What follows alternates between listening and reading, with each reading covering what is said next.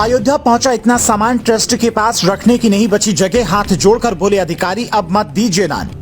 मंदिर के बाहर खड़ी हुई दर्जनों ट्रक, दान पेटी में आया इतना पैसा कई बार खाली करनी पड़ी, कई मशीनें होंगी खराब। चांदी और सोने की ईंट भी हो गई इतनी कि बैंक लॉकर भी हो गए फुल। राम भक्तों का ऐसा प्यार पहले नहीं देखा होगा।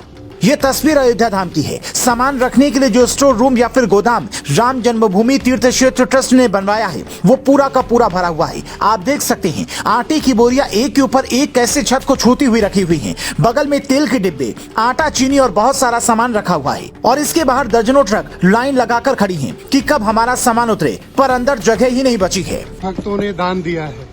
ट्रकें खड़ी हैं, सर बोलिए, रिकॉर्ड कर रहा हूं। ट्रकें खड़ी हैं, पूरा गोदाम भरा हुआ है, रखने की जगह नहीं है। 50 ट्रक सब्जी, तेल, घी, चीनी, मसाले सब पूरा जो है सर हम लोग, मैं समझता हूं सर कि पूरा जो इस जीवन में इससे बड़ा सौभाग्य नहीं हो सकता।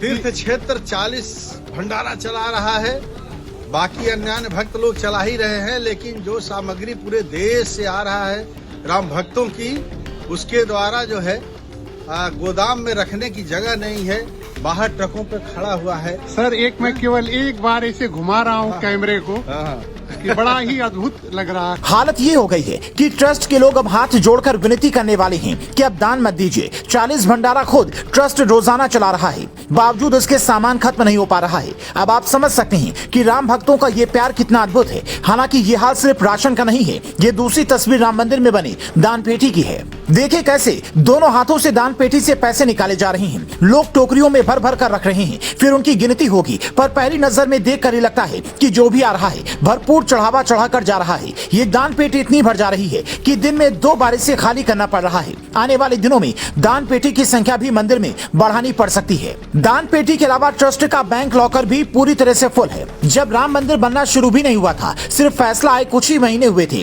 तभी ये जानकारी सामने आई थी कि लोगों ने इतनी चांदी की ईंटें दान कर दी हैं कि बैंक लॉकर में रखने की जगह तक नहीं बची है। 400 किलो से ज्यादा चांदी की ईंटें मिलने के बाद ट्रस्ट ने कह दिया था कि अब प्लीज चांदी की ईंटें मत भेजिए, जब जरूरत होगी हम अपील जारी करेंगे। सोने की ईंट दान करने वालों की भी संख्या कम नहीं है। आपने वो तस्वीर देखी होगी कि कैसे सोने की चरण पादुका लेकर एक भक्त रामपथ की यात्रा करता हुआ 8000 किलोमीटर की दूरी तय कर अयोध्या पहुंचा।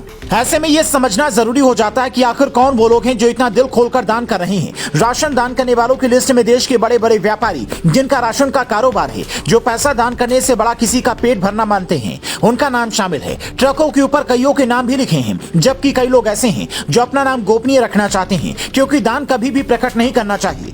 देश के बड़े बड़े बिजनेसमैन ने तो करोड़ों का चेक देकर अपना कर्तव्य पूरा कर लिया, लेकिन देश का मध्यम वर्ग और किसान जिसके यहाँ पर अनाज की खेती होती है, वो भी अपनी भक्ति दिखाएगा। और भक्ति दिखाने का इससे बड़ा मौका क्या हो सकता है। आप अयोध्या धाम पधारने वाले लाखों भक्तों के भंडारे के लिए राशन उपलब्ध करवा रही हूँ। एक तरफ ये राशन की ढेर सारी तस्वीरें, तो वहीं दूसरी तरफ अयोध्या के धन्नीपुर गाँव में प्रस्तावित मस्जिद के मॉडल की तस्वीरें हैं, जिसके निर्माण के लिए चंदा ही इकट्ठा नहीं हो पा रहा है। मस्जिद कमेटी के लोग तो ये कहने लगे कि पता नहीं कब तक निर्माण कार्य शुरू हो पाएगा, पर राम मंदिर के लिए भक्तों ने जो प्यार दिखाया है उसे देखकर दुनिया भी मुरीद हो गई है। पर तेजस्वी यादव जैसे लोगों की बुद्धि अब भी बदलेगी या नहीं, ये बड़ा सवाल है, क्योंकि मंदिर उद्घाटन के वक्त तो उन्होंने साफ साफ कह दिया था कि क्या मंदिर से रोटी मिलेगी।